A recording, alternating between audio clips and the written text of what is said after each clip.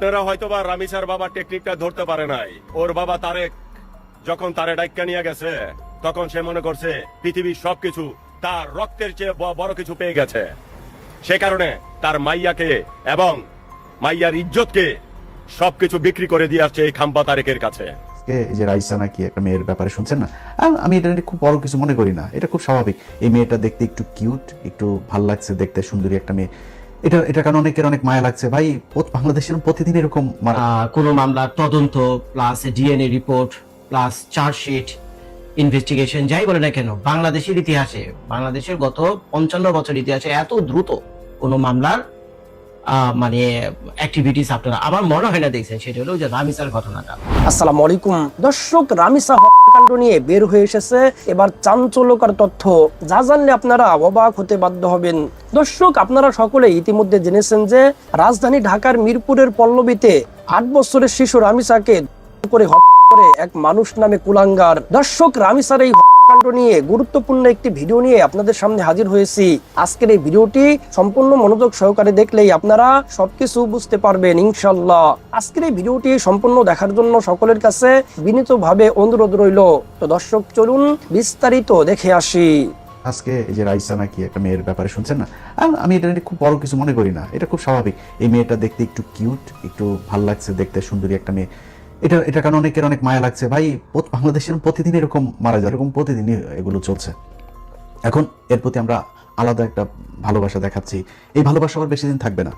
যেই দেশের মানুষরে কি একটা বের হয়েছে না, ওই যে রাগ করলা না কি একটা, এইটা দিয়ে যে দেশের মানুষের ব্যস্ত রাখা যায়, এবং মানে কি একটা কথা বললো রাগ করলা, এটা সারা দেশে সবাই এটা নিয়ে পাগল। আরে এটা কি হইলো, এটা কি মানে এটা নিয়ে বলার এত আলোচনা করার কি হলো?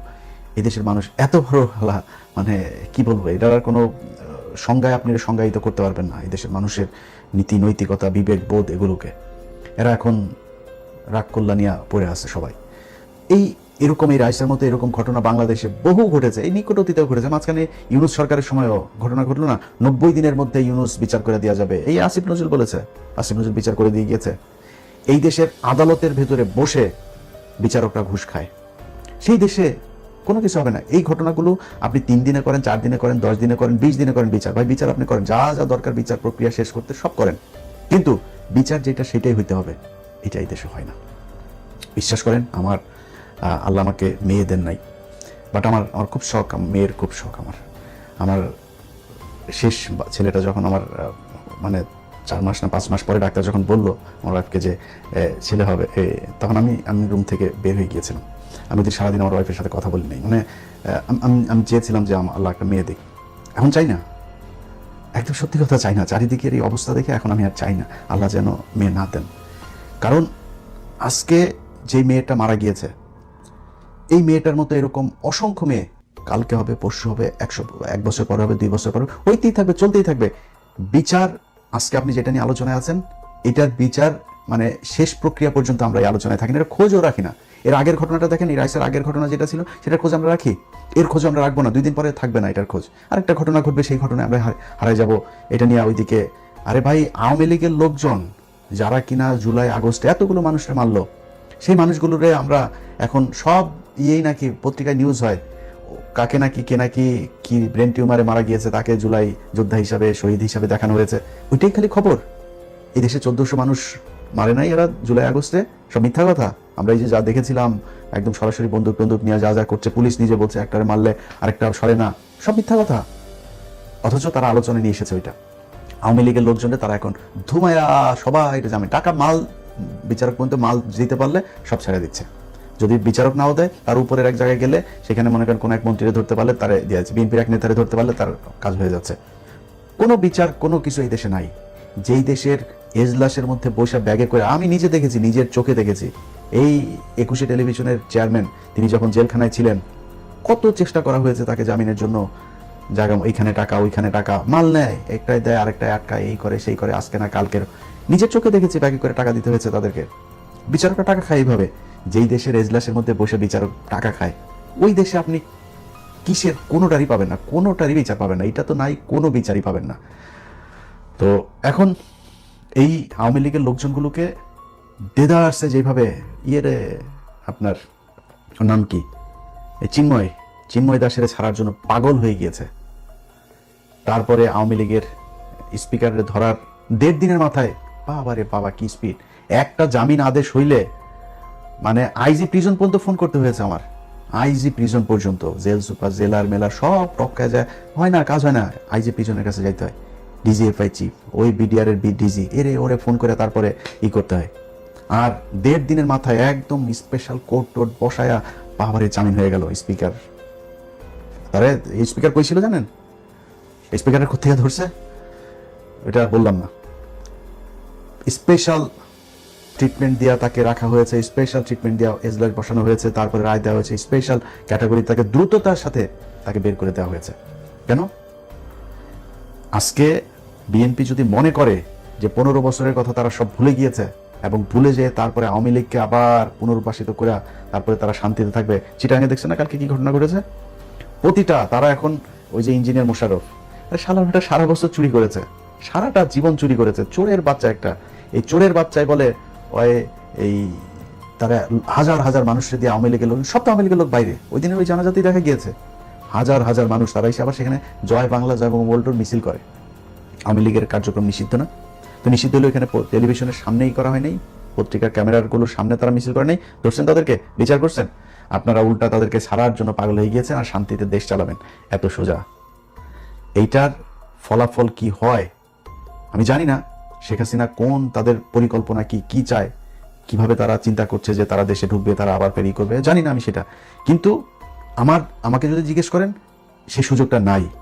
বাট বিএনপি যেইভাবে দেদারছে আওয়ামী লীগকে সুযোগ করে দিচ্ছে, কয়েকটা সাংবাদিক মিলে তারপরে এখন এরা প্রতিদিন নানান ধরনের খবর দেখবেন করে, যে খবরগুলো পড়লে আপনার মনে হবে যে এই দেশে জীবনে কোনোদিন মনে হয় এই এই আপনার আজকে দেখলাম জেলখানায় দ্বিগুণ তিনগুণ মানুষ বাংলাদেশের জেলখানায় ছিল না কবে, ধারণ ক্ষমতার 10 গুণ পর্যন্ত পৌঁছেছিল এই আওয়ামী লীগের সময়, এখন দ্বিগুণ তিনগুণ। এটা খুবই খুবই মানে আরামদায়ক অবস্থা জেলখানায়, দ্বিগুণ এটা খুবই নর্মাল একটা ব্যাপার।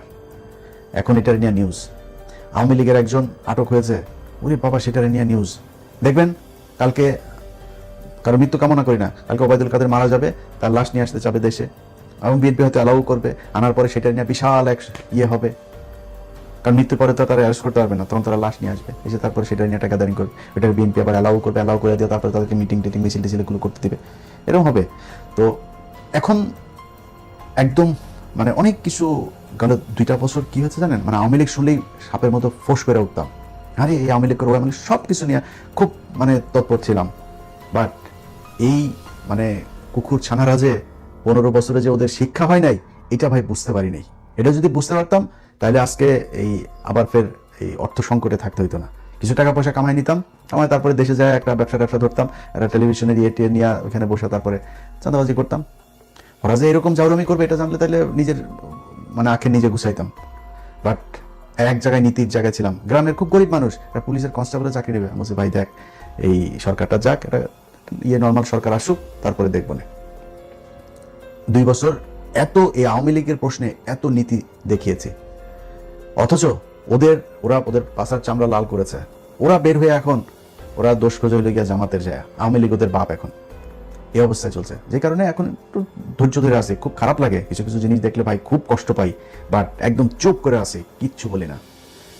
আল্লাহ এই 15 বছরে তোদেরকে এই যে শাস্তি দিয়েছে এটা দেওয়ার পরে তোদের যেহেতু শিক্ষা হয় নাই, আল্লাহর কাছে দোয়া করি, এতদিন দোয়া করতাম আল্লাহ জীবনে হাসিনার পতনটা দেখাই দেয়, ওদের পতন তো দেখলাম, তো তোদেরকে আল্লাহ যেন ওরকম একটা বিপদে ফেলে তারপরে যেন ওই দিন আবার বলার যেন আল্লাহ সেই আল্লাহ যেন সেটা সুস্থ রাখেন, বাঁচিয়ে রাখেন, তোদেরকে যাতে বলে যেতে পারি।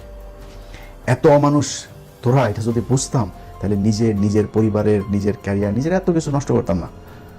আওয়ামী লীগের সময় আমি বাংলাদেশে খারাপ ছিলাম না তো, ভালোই ছিলাম, সমস্যা কি? এগুলো নিয়ে এত গ্যাঞ্জাম এত কিছু করার দরকার ছিল না।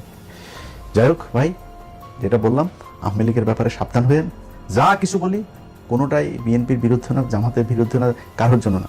বাংলাদেশের জন্য ইন্ডিয়া যতটা ভয়ঙ্কর, আওয়ামী লীগ ততটা, এরা দুইটা একই জিনিস। এই কারণে এদের ব্যাপারে খুব তৎপর থাকে সবসময়। আপনারা থাকেন এই দেশের জন্য, এই দেশটার জন্য, এই আওয়ামী লীগ থেকে এই দেশকে বাঁচাইতে হবে। এই দেশের রাজনীতি, এই দেশের অর্থনীতি, এই দেশের সামাজিক অবস্থা যদি আওয়ামী লীগ থেকে বাঁচাইতে পারেন, দেশ বাঁচবে। আজকে দেখেন বিএসএফ বিডিআর দেখেন বিডিআর পাল্টা সেখানে করেছে, কি হয়েছে তাই বাংলাদেশ দখল করে নিয়েছে? কিছু কিছু শুয়োর ছানারা আছে এরকম, ভাই আমরা তো 3 দিকে, আমরা ইন্ডিয়ার সাথে কি করে, তাহলে তোর বাড়ির মহিলা যেটি আছে ওগুলো নিয়ে ওইখানে ইন্ডিয়ার ওদের সাথে যায় ওই যে শঙ্খ খেলতে দিয়ে যায়। যদি 3 দিকে থাকতে আমার এই ইন্ডিয়ার চাপ সহ্য করেই থাকতে হয়, তোমার পাকিস্তানের সমস্যা ছিল কি? পাকিস্তানের সাথে থাকলে তার ইন্ডিয়াই করতে পারতো না। তা পাকিস্তানের সাথে পাকিস্তান কি করছে আমাদেরকে? 1947 থেকে 1971 সাল পর্যন্ত এই দেশে এই যতগুলো বিশ্ববিদ্যালয়, ঢাকা বিশ্ববিদ্যালয় ছাড়া জাহাঙ্গীরনগর, বুয়েট, এই ভিকারুননিসা স্কুল, এই নটরডেম কলেজ, এই মানে রেসিডেন্সিয়াল কলেজ, তারপরে Salimullah medical, Rangpur medical, Rajshahi medical, Mymensingh medical, Chittagong medical, সব জাহাঙ্গীরনগর ইউনিভার্সিটি সব কিছু পাকিস্তানে করেছে। এই কমলাপুরে এই বাইতুল মোকাররম মসজিদ, এই সংসদ ভবনটা সব পাকিস্তান করে দিয়ে গেছে। তো সমস্যা ছিল কি? এগুলো ইন্ডিয়া ইচ্ছা করে এই কৃত্রিমভাবে আমাদের সাথে পাকিস্তানের সম্পর্ক নষ্ট করে আমাদেরকে এইভাবে শোষণ করার জন্যই তারা এটা করেছিল, এবং সেটা 15 বছর আমরা বুঝতে পেরেছি ভারত কিভাবে আমাদের শোষণ করে। তো এই জায়গাগুলো ভাই যাই হোক, মানে আমাদের কপালে ছিল যেটা সেটা হয়েছে, বাট এখন দেশটা যাতে অন্তত আমরা মানে ন্যূনতম আমাদের যেই সার্বভৌমত্ব সেটাকে টিকে সেটুকু সম্মান নিয়ে থাকতে পারি, সেটা যেন যা করা তারা তাই করতে হবে। এখন সুযোগ আছে আমাদের, আমেরিকা হোক, চীন হোক, পাকিস্তান হোক, টার্কি হোক, যেই দেশের সাথে আমাদের প্রয়োজন, আমাদের পররাষ্ট্রনীতি সেভাবে সাজাইতে হবে। আমাদের শত্রু ভারত, এছাড়া আমাদের পৃথিবীতে কোনো শত্রু নেই, এটা মাথায় রাখতে হবে। আল্লাহ হাফেজ। আপনারা হয়তোবা রামিসার বাবার টেকনিকটা ধরতে পারে নাই। ওর বাবা তারেক যখন তারে ডাইক্কা নিয়ে গেছে, তখন সে মনে করছে পৃথিবীর সবকিছু তার রক্তের চেয়ে বড় কিছু পেয়ে গেছে। সে কারণে তার মাইয়াকে এবং মাইয়ার ইজ্জতকে সবকিছু বিক্রি করে দিয়ে আসছে এই খাম্পা তারেকের কাছে 1 লক্ষ টাকার বিনিময়ে। আপনারা এখন ভালোভাবে মাথার ব্রেনটের ভিতরে চিন্তা করে দেখুন আমার কথা কি সত্য আছে কিনা মিথ্যা আছে। ওকে বলেছে যে ভালো একটা পদ পদবি দিয়ে দেবে, তোমার মাইয়া আড়াইশো কি হয়েছে, কোনো সমস্যা নাই, তোমার অনেক কিছু দিয়া দিমু। আরে বেটা, একজন বাপের কাছে তার মেয়ে এবং সন্তান কত মূল্যবান সম্পদ যে তুই এটা বুঝবি না। যদি এটা বুঝবি তাহলে তুই ওই খাম্বা তারেকের বা কোনো বিরোধী দলের নেতার চাটুকারি করতে গিয়ে তোর মাইয়াকে তুই বিক্রি করতি না। তো ভাই বেড়াদার, আমার কথাটা অনেক খারাপ লাগতে পারে, তাতে কোনো আমার আফসোস নাই। তুই বাবা নামে কলঙ্ক, তার প্রমাণ আমি দিয়ে দিয়েছি। বর্তমানে আলহামদুলিল্লাহ ভাই, বুঝছেন, আলহামদুলিল্লাহ বাংলাদেশের ইতিহাসে এত দ্রুত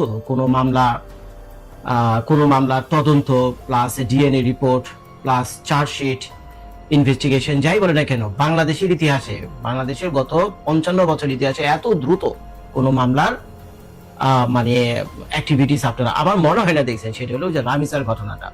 আপনারা তো জানেন যে পল্লবীতে কি ঘটনা ঘটছে। মাত্র 2nd ক্লাসে পড়ে, বুঝছেন, মাত্র 2nd ক্লাসে পড়ে, 2য় শ্রেণীর একটি ছাত্রী, সেই রামিসার কথাই আমি বলছি। তো এখন ওই 19 তারিখে যখন এই বদমাশটাকে ধরে নিয়ে আসে পুলিশ, তারপরে তো আলামত যা কিছু আছে তার রামিসার ফ্ল্যাটের পাশের ফ্ল্যাট থেকে, তো আপনারা সবই জানি, এগুলো আমি বলতে চাচ্ছি না, কারণ এগুলো বললে আসলে মেজাজ ঠিক থাকে না, বুঝছেন, নিজের মনটা খারাপ হয়ে যায়। আমার ঘরে 2টা ছোট বাচ্চা আছে। আমার ছোট বাচ্চাটার বয়স মাত্র 6 বছর বয়স, আর বড় মেয়েটার বয়স হলো 12 বছর বয়স। তো এখন আমার ছোট বাচ্চাটা যখন আমার চোখের সামনে হাঁটাচাড়া করে, তো আমার চোখের সামনে ওই রামিসারটা কথাটা মনে পড়ে। রামিসার চেহারা এরকমই, বুঝছেন, এরকমই একই বয়সের, এরকম টুকটাক কথাবার্তা বলে, হাঁটাচাড়া করে, বুঝছেন। তো এখন কি আর করা, বলেন, যা ঘটার ঘটছে। কিন্তু এখন যে কাজটা করতে হবে সেটা হলো এই ঘটনা যাতে দ্বিতীয়বার আর না ঘটে। আর এই ধরনের ঘটনা যদি দ্বিতীয়বার আপনারা না ঘটাতে চান, আর কেউ যাতে এই ধরনের ঘটনা দ্বিতীয়বার না ঘটায়, সেটার জন্য আপনাদেরকে যা করতে হবে সেটা হলো যে কিনা অপরাধী, তাকে এমন একটা সাজা দিতে হবে যেই সাজা দেখে বাকি যারা রয়েছে, যা এইসব ইতর বদমাইশ আমাদের সমাজে যারা রয়েছে, তারা যাতে 10 বার ভাবে যে আমি যদি এই কাম করি তাহলে কিন্তু আমার আর রক্ষা নাই। হয়তো আমাকে সাধারণ পাবলিক পাইলে আমাকে তো শেষ করে দিবে, আর না হলে তো প্রশাসনের হাতে বলে আমাকে লটকে দিবে, মানে পার কোনো উপায় নাই। তো এখন এই রামিসার ঘটনাটা নিয়ে যখন দেখলাম পত্র পত্রিকা অসংখ্য রিপোর্ট, অনেক প্রতিবেদন, এক টিভি সাংবাদিককে দেখলাম এটিএন নিউজের মনে হয়, যে সে আশেপাশে এলাকার লোকদের সাক্ষাৎকার নিচ্ছে যে আপনারা রামিসার ঘটনা কি ধরনের, কি অ্যাকশন রিঅ্যাকশন কি। মোটামুটি সবাই, যে 2-4 জন ক্যামেরার সামনে কথা বলছিল, সবাই বলছিল যে বাংলাদেশে তো অনেক মবই হয়, মব দিয়ে অনেক ভালো কাজ হয়, মব দিয়ে অনেক খারাপ কাজ, মব দিয়ে খারাপ কাজই বেশি হয়, ভালো কাজ কমই হয়। কিন্তু এই মবকে ব্যবহার করে তো আমরা একটা ভালো পুণ্যের কাজও করতে পারি। সেটা হলো এত আইন আদালত বিচার আচারের ধারে ধারে না গিয়ে সে যেহেতু স্বীকৃত একজন অপরাধী, সে স্বীকারও করছে সোহেল সে ডেঞ্জারাস লেভেলের একটা ড্রাগস সে নিয়েছিল সেদিন। কোন সুস্থ মানুষের পক্ষে তো এটা সম্ভব না, সেটা আমরা জানি। এখন ড্রাগস নিয়ে খাক, মদ খাক, এই খাক সেই খাক, যাই করে কোনো ক্রাইম তো সে একটা করছে, তো এটা দিয়ে তার ক্রাইমকে হালকাভাবে দেখার কোনো সুযোগ নেই। তো সেই যাই হোক, সেই বদমাইশটাকে এই জনগণের হাতে, মবের হাতে ছেড়ে দেওয়ার জন্য দেখলাম সবাই বলতেছে ক্যামেরার সামনে। তো আমি ভেবে দেখলাম কথাটা খারাপ বলেনি। এখন মব দিয়ে তো কত হারাম কাজকেও হালাল করা যায়, আর হালাল কাজকেও হারাম করা যায়, যাই তো মবের মাধ্যমে। তো এখন 2-4টা সোহেলকে যদি আমরা মবের হাতে ছেড়ে দেই, 2-4টা সোহেলকে যদি আমরা মবের হাতে ছেড়ে দিই, আমি তো দোষের কিছু দেখি না ভাই, দোষের কিছু দেখি না। তো যাই হোক, থ্যাংক ইউ দেই সেই সব ভাই বোনদের যারা এই ধরনের প্রতিক্রিয়া অন্তত জানাইছেন, মানে দেখে মনে হয়েছে যে তারা কতটা ক্ষুব্ধ এবং মানে কতটা আতঙ্কিত, যে কারণে মানুষ এই কথা বলে যে আমাদেরকে আমাদের হাতে ছেড়ে দেন, আমরা তালিবান স্টাইলে আমরা যা করার করে দিই। বুঝছেন তো তালিবান স্টাইলে কি করে। তো এখন যেটা আমি ভিডিও শুরুতে বলছিলাম যে বাংলাদেশের ইতিহাসে এত দ্রুত কোনো মামলার কার্যক্রম আপনারা দেখেননি, বুঝছেন। 19 তারিখে যখন ঘটনা, 19 তারিখের একদিন আগে ঘটনাটা ঘটে, 19 তারিখে তার দেহ উদ্ধার করা হয় পাশের ফ্ল্যাট থেকে, এটা তো আপনারা জানেন।